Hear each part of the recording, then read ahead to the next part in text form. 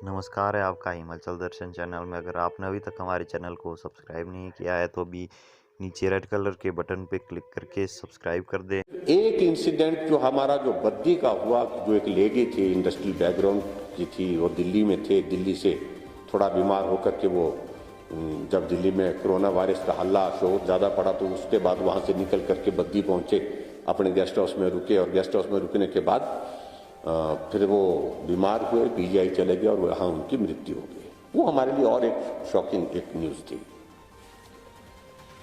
तो ऐसी परिस्थिति में फिर उसके बाद फिर और भी ज़्यादा अलर्ट हुए। उसके परिवार के 4 लोग पॉजिटिव निकले, लेकिन चारों के चारों, जैसे सीएस ने बताया कि चारों के चारों जो है मेदांता हॉस्पिटल दिल्ली रहे, अपने आप चले गए, अपनी इच्छा से चले गए थे। लेकिन सबसे बड़ा हमको धक्का झटका तब लगा जब ये दिल्ली का मरकज का आयोजन हुआ और उसमें हिमाचल प्रदेश से कुछ लोग शामिल हुए और हिमाचल प्रदेश से जो शामिल हुए वहां से वो वापिस भी आ गए, वापिस अपने अपने रास्ते आए और उसमें कॉन्टैक्ट हिस्ट्री भी उन्होंने एस्टेब्लिश की अपनी। और ऐसे में उसमें से 3 केस पॉजिटिव एक बार आए, 3 केस दूसरी बार आए, फिर उसके बाद वो क्रम रुका नहीं, वो बढ़ता गया, फिर 1 आया, फिर 4 आए, फिर 9, एक दिन तो 9 आए। कुल मिलाकर के जो आपको जानकारी दी कि total positive cases Himachal Pradesh में 39 है और उन 39 में से 25 जो है वो मरकज में गए हुए लोग या मरकज में गए हुए लोगों के साथ कांटेक्ट की वजह से। हालांकि हमने कोशिश की, उन लोगों को कहा कि आप अपनी जानकारी दीजिए, आप रिवील करिए कि आप गए थे, तो कोई बात नहीं, आपका ट्रीटमेंट करेंगे, आपके परिवार को बचाने की परिस्थिति में हो पाएंगे। लेकिन बहुत बड़ा सहयोग उसमें नहीं मिल पाया। आखिरकार हमको और डीजीपी साहब को कुछ सख्त शब्दों में कुछ कहना पड़ा और उसका परिणाम ये हुआ कि हिमाचल प्रदेश में बहुत बड़ी संख्या ऐसी निकली जिन्होंने कहा कि हम गए थे। लगभग 12 लोग ऐसे निकले, लेकिन 52 के ज्यादा लोग जो है ऐसे निकले जो बोलते हम गए नहीं थे, लेकिन उसके बावजूद हम जो गए हुए लोग थे, जो वापिस आए वहां से, उनसे हमारा मिलना हुआ, चाय पी, खाना खाया, हमारी बातचीत हुई, बैठना हुआ। तो जाकर के वो उनका कांटेक्ट जो है, कांटेक्ट हिस्ट्री जो है, प्राइमरी कांटेक्ट, फर्स्ट कांटेक्ट जो है वो सैकड़ों में चला गया, 600 से ऊपर चला गया। वो हमारे लिए बहुत बड़ा चिंता का विषय था। लेकिन आज मुझे इस बात को लेकर संतोष है, फिर भी मामले बीच बीच में आ रहे हैं। एक आधा मामला ऐसे अभी 2 दिन पहले एक मामला आया है ऊना से, एक ही मामला शायद निकलना है। लेकिन हमने वो चेन पकड़ी, जहां से शुरू हुए थे, कहां कहां गए, सब एक एक आदमी को हमने कोशिश की है उसमें से करने की, ताकि कोई भी आदमी उसमें ऐसा ना बचे जिसका हम टेस्ट ना करें। उसमें हमको काफी हद तक संतोष है कि हम उस सारी चेन को एग्जॉस्ट करने की परिस्थिति में पहुंचे। लेकिन फिर भी उसके बावजूद भी कुछ एक मामले थोड़ा अलग तरह के भी आए। हिमाचल प्रदेश में कुछ लोग आए और अपने रास्ते आए, रोकने की कोशिशें हुई रास्ते में उनको, लेकिन उसके बावजूद भी आ गए। बाद में मामले वो पॉजिटिव निकले। 2 मामले इस प्रकार के भी आए हमारे ध्यान में, लेकिन उनके कांटेक्ट में कोई आदमी, एक आदमी और भी प्रभावित हो गया। ऐसी परिस्थितियां पहुंचते पहुंचते ये मामला जो है 39 तक पहुंचा है। लेकिन फिर भी मैं इस बात को कह सकता हूं कि बाकी राज्यों की तुलना में, हमको बहुत खुश होने की आवश्यकता नहीं, लेकिन बहुत कह सकते हैं कि बाकी राज्यों की तुलना में अभी भी हिमाचल प्रदेश में हम काफी हद तक जो है इसको कोरोना वायरस को रोकने में जो है वो सफल हुए हैं। और उसकी वजह मैं कह सकता हूं कि सबसे बड़ी वजह यह है कि हमने सख्ती की है। और इस बात को मैं दावे के साथ कह सकता हूं कि हिमाचल प्रदेश में जिस प्रकार से लोगों का सहयोग, आप सबका सहयोग हमको मिला है, पुलिस विभाग ने काम किया है, और डॉक्टर्स, पैरामेडिकल स्टाफ, सफाई कर्मचारी, सब लोगों ने जो काम किया जिस प्रकार से, वो सचमुच में बहुत तारीफ के योग्य है। बहुत सारे लोगों को हमने देखा कि दिल्ली से आ गए, परमिट लेकर के, परमिशन लेकर के आए, लेकिन जब परवाणु पहुंचे तो परवाणु के आगे फिर हमको फोन करने लगे कि कमाल है जी, हम दिल्ली से आए, हमको दिल्ली से रास्ते में पूछा नहीं, हरियाणा आया, हरियाणा में हमको पूछा नहीं, किसी ने रोका नहीं हमको, पंजाब आया, पंजाब में हमको रोका नहीं, लेकिन हिमाचल में परवाणु प्रवेश होते ही हमको 4 बार रोक दिया अभी तक सोलन पहुंचते पहुंचते। हमने कहा कि यही हम करना चाहते हैं, कोई भी आदमी इस प्रकार से ना छूटे जिस तरह से हरियाणा में छूट गया, कोई नहीं पूछ रहा है, पंजाब में छूट गए, कोई नहीं पूछ रहा है। वो कर रहे होंगे, मुझे मालूम नहीं उस बारे में ज्यादा, लेकिन ये हकीकत है। 20 फोन ऐसे आए जो वैलिड परमिट के साथ जो लोग ट्रैवल कर रहे थे, उन लोगों ने कहा कि भाई साहब बहुत सख्ती की है आपने, और सख्ती करना हमारी व्यवस्था भी और आवश्यकता भी है कि हम चाहते हैं, हमारी प्राथमिकता कि हिमाचल प्रदेश में हर एक नागरिक के जीवन को हम बहुत महत्व देते हैं। कभी भी हमारा आदमी हिमाचल प्रदेश का नागरिक कोई भी हम जहां हिमाचल प्रदेश में जो है कोरोना वायरस में नहीं आना चाहिए, प्रभावित नहीं होना चाहिए। उस दृष्टि से हमने सारा किया है। मैं आप सबके बीच में इतना ही कहना चाहता हूं कि आप सबका सहयोग रहा है, और उसमें आने वाले समय में भी मैं बहुत बड़ी उम्मीद के साथ कह सकता हूं कि आप सब इसमें इस सहयोग को कायम रखेंगे। लॉकडाउन फर्स्ट का दौर समाप्त हुआ और उसके बाद लॉकडाउन सेकंड जो है हमारा 15 से शुरू हुआ है, और वो 15 से 20 तक आज तक लगभग उसमें कोई बहुत चेंजेस नहीं थी। लेकिन 20 के बाद के आज से बाद की जो चेंजेस को लेकर के बहुत सारी चीजें बड़ी स्पष्ट कर दी हमारे चीफ सेक्रेटरी जी कि कुछ रिलैक्सेशन का जिक्र आ रहा था। फिर बात ये चली कि अब रिलैक्सेशन का मतलब है कि भी इसमें भी रिलैक्सेशन, इसमें भी रिलैक्सेशन। हमने कहा नहीं, कुछ सीमित बातों के लिए, सीमित चीजों के लिए सीमित रिलैक्सेशन ही दे पाएंगे, क्योंकि हमारी प्राथमिकता यह है कि अगर अभी तक हमने जो व्रत धारण किया है, आप सब लोगों ने किया है, हिमाचल प्रदेश के नागरिकों ने किया है, जिसमें बहुत बड़ा उनका सहयोग है, वो व्रत नहीं टूटना चाहिए। अभी तक हिमाचल प्रदेश में हमारे 12 जिलों में से 6 जिले प्रभावित हो गए। हमीरपुर की घटना भी ताजा है जहां 2 मामले आए, अन्यथा हमारे 7 जिले अभी तक बिल्कुल ऐसे थे जो इस प्रभाव से दूर थे, एक भी मामला नहीं था। लेकिन कहीं भी चूक हुई तो स्वाभाविक रूप से ये मामले फिर आगे बढ़ते बढ़ते हर जगह पहुंचने की परिस्थिति में हो पाएगी।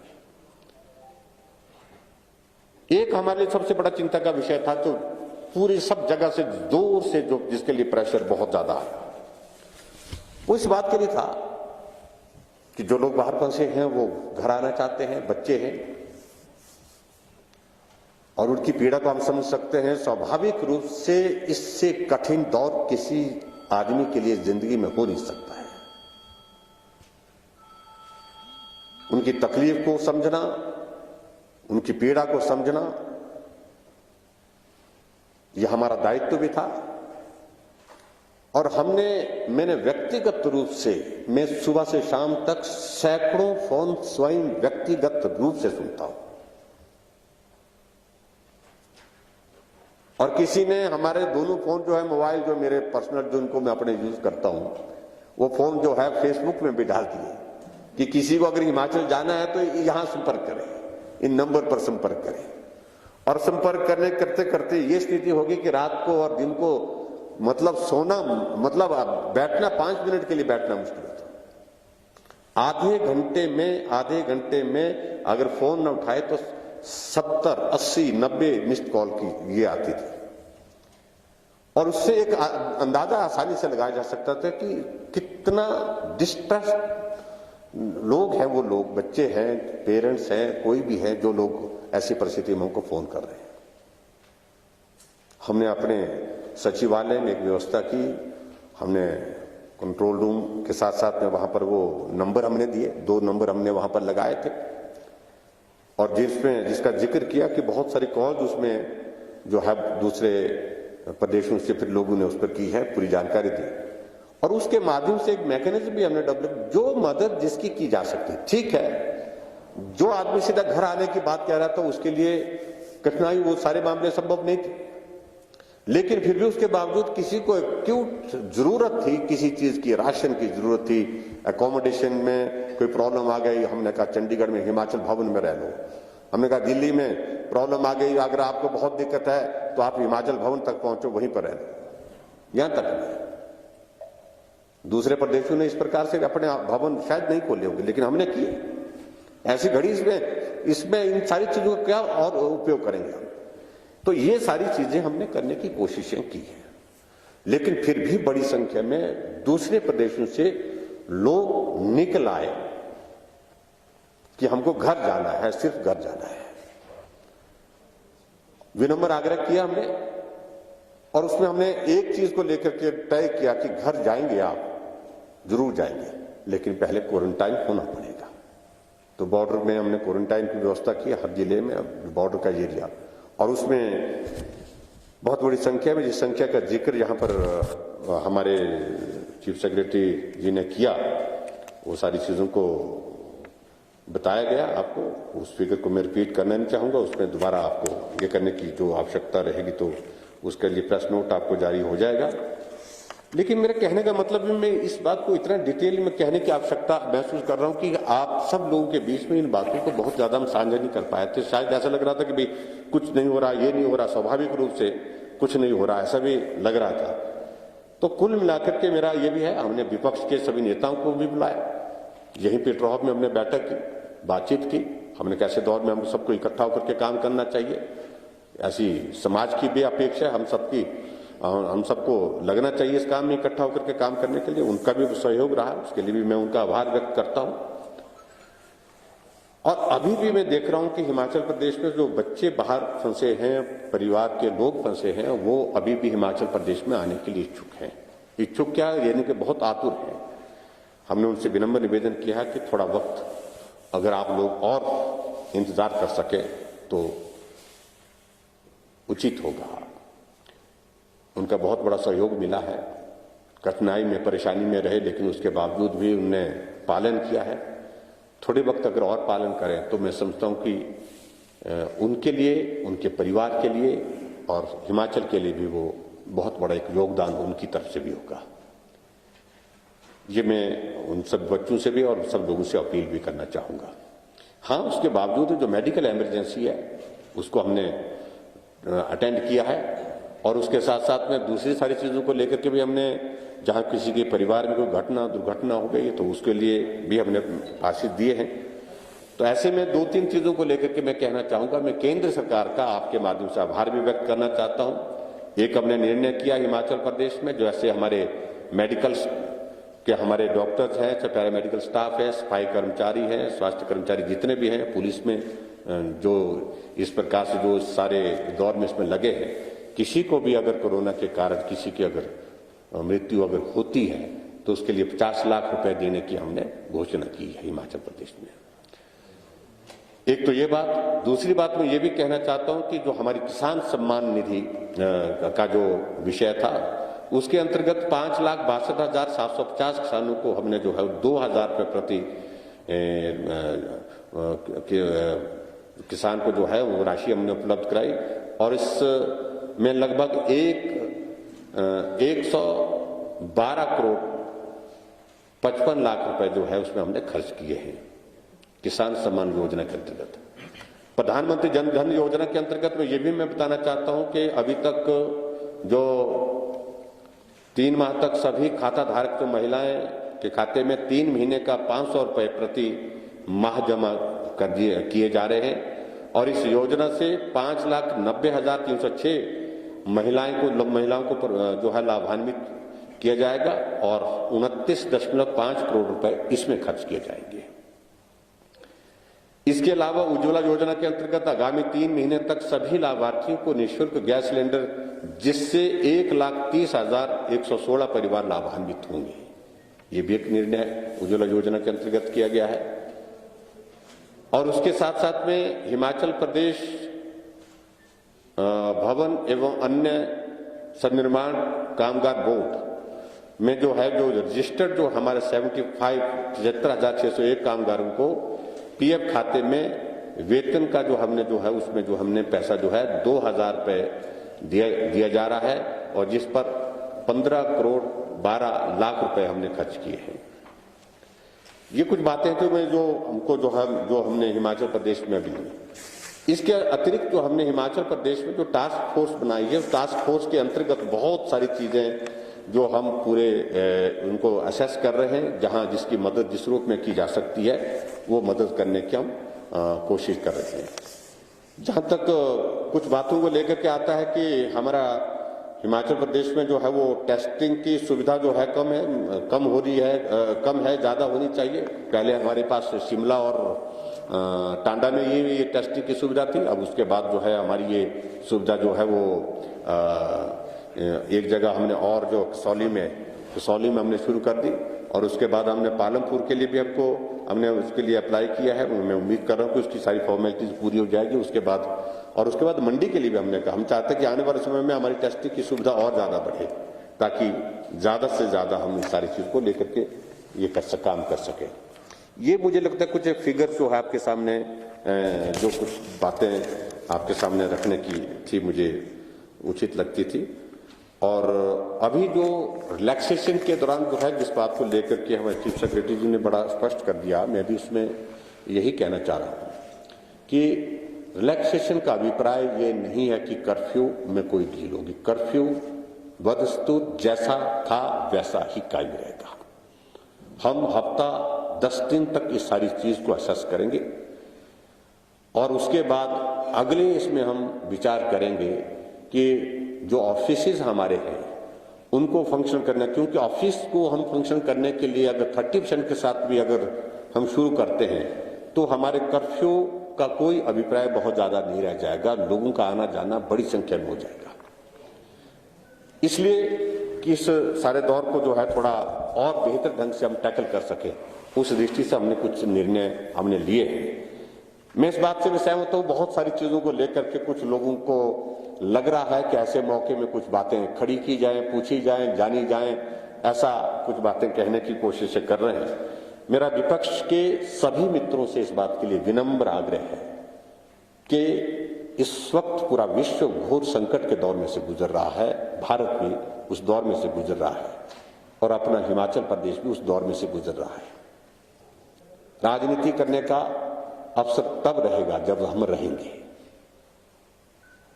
ऐसी परिस्थिति में मेहरबानी करके जो सुझाव आपके हैं उनको लेकर के आप बात कहें, अभिनंदन है, लिखित रूप से दें, स्वागत है, लेकिन राजनीतिक मकसद से उसमें कोई पूर्ति करना चाहे तो मुझे लगता कि वो ये वक्त उस काम के लिए नहीं है। ये मैं विनम्र निवेदन करना चाहता हूं। और इसके अलावा मुझे और चीजों को लेकर के कुछ नहीं कहना। आप लोगों से आज मिलना हो गया, और 2-3 बातें एक आदमी एक जगह से अगर संक्षिप्त में पूछे तो उचित हो पाएगा। एक देखिए, फाइनेंशियल लॉस की बात बिल्कुल मैं कह रहा हूं कि फाइनेंशियल लॉस की स्थिति आप खुद अंदाजा लगा सकते हैं कि हिमाचल प्रदेश में 1 महीने के इस कार्यकाल में कितना, अप्रैल में 450 करोड़ के लगभग आना चाहिए था हमारा अपना रेवेन्यू, मात्र 40-45 करोड़ ही आया है। तो just to give you sense, तो आप अंदाजा लगा सकते हैं बहुत बड़ा नुकसान। 400 करोड़ के लगभग हमारा आने की उम्मीद थी, 400 से ऊपर, और उसमें हमारा 40 और 45 करोड़ के लगभग हमारे पास जो है वो जो रेवेन्यू आया है। बहुत बड़ा नुकसान। बाहर से जो भी लोग आएंगे वो क्वारंटीन किए जाते हैं बॉर्डर पर। और एक विवाद उठा था, एमपी रामस्वरूप शर्मा जी के लिए कहा गया कि वो दिल्ली से आए और सीधे अपने घर अपने दफ्तर में कहा हम क्वारंटीन हुए, वो बॉर्डर पर उनको नहीं किया गया। देखिए, एक बात को हम माने ये बात आपकी ठीक है, एक विषय ध्यान में आ गया आपका, लेकिन